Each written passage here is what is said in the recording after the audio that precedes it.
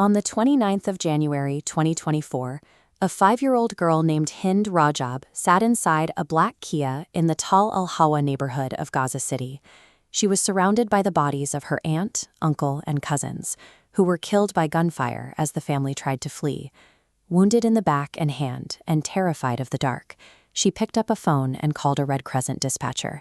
She begged an adult to come save her. "Come take me," she said. "Will you come and take me? I'm so scared. Please come." We know this because the call was recorded.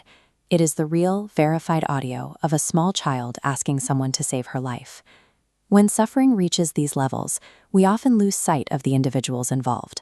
To understand the scale of what is happening in Gaza, we have to look closely at this one documented story. The Red Crescent dispatched an ambulance to rescue her.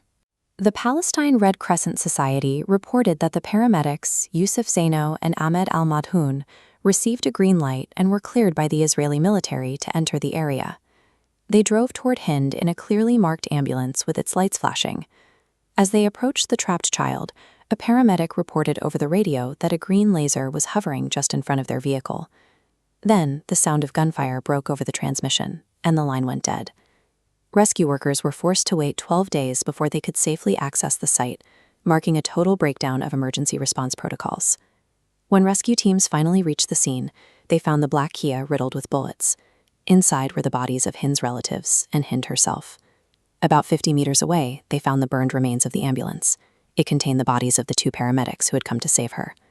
Independent UN experts and human rights monitors examined the wreckage. They found destruction consistent with a tank round and recovered fragments of an American-made shell inside the ambulance. Investigators concluded there was substantial evidence of a double-tap strike. In this tactic, an initial target is hit, followed by a second strike that targets emergency responders as they arrive. On this street, a wounded 5-year-old called for help, and a rescue crew was cleared to get her. Both the child and the rescuers were killed. Hind Rajab's story reflects the entire structure of the Gaza crisis in miniature. By mid-2024, independent UN experts reported that 38,000 Palestinians had been killed. 13,000 of those deaths were children. The deaths of the 2 paramedics mirror the broader collapse of protections for aid workers. UN reports indicate that NGO staff have been killed at their workplaces and while distributing water at wells. Hind's family were trying to evacuate, much like the hundreds of thousands of people who have been repeatedly displaced into shrinking, overcrowded zones.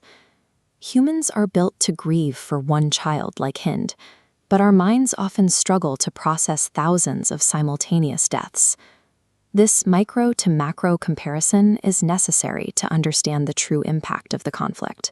Survivors of the strikes face a daily reality of repeated displacement. They are confined to less than half of the Gaza Strip, packed into spaces where nowhere is truly safe. The World Health Organization estimates that 43,000 people carry life-changing injuries. These tens of thousands of people require rehabilitation in a system where the hospitals themselves have been bombed. Sanitation has collapsed, with children rummaging through waste in camps overrun by pests. At night, a lack of lighting increases the risk of violence against women in these overcrowded displacement sites. This chart shows the collapse of aid entering Gaza. In February 2026, the weekly average of trucks dropped from 4,200 down to just 590. Food often sits stalled at the border, while people face famine on the other side. Survival in these conditions involves enduring an accumulation of hunger, thirst, and disease, all while living with the constant fear of a sudden death. The Israeli military states its forces were not present near Hind's vehicle, a claim disputed by munitions experts. They hold Hamas responsible for civilian deaths, stating that fighters operate from within civilian areas. Meanwhile, the families of hostages taken by Hamas continue to live through their own nightmare, as UN experts call for their unconditional release. Regardless of political positions, the physical data is clear. These figures, 13,000 dead children and 43,000 maimed, represent human beings. 13,000 is a number large enough to cause a psychological disconnect. We risk growing numb, scrolling past, and letting the horror blur into background noise. Refusing that numbness is our duty. We must remember the individuals behind these statistics.